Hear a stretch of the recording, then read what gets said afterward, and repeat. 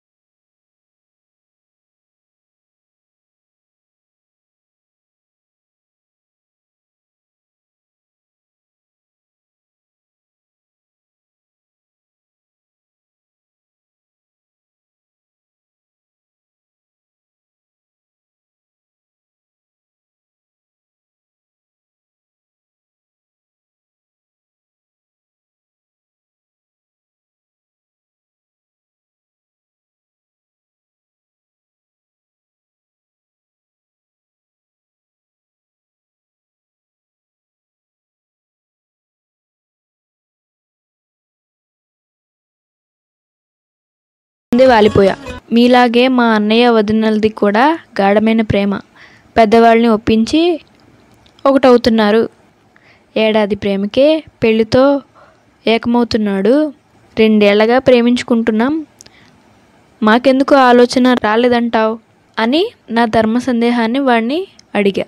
వాడేమన్నాడంటే, అవసరాల కోసం ప్రేమిస్తే ప్రేమిస్తూనే ఉంటారు, జీవితాంతం ప్రేమ అవసరం అనుకునే వాళ్ళే పెళ్ళాడతారు అనేశాడు పెద్ద వేదాంతిలా.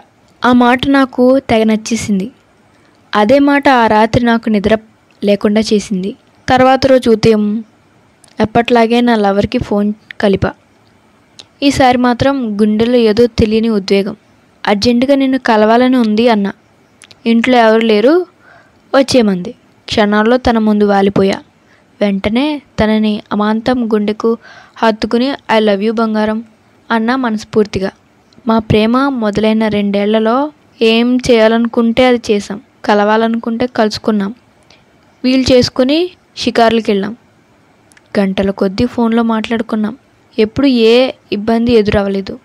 కానీ నా బ్యాడ్ టైం, ప్రేమ విలువ తెలిసిన రోజే నా జీవితంలో పెను తుఫాను మొదలైంది.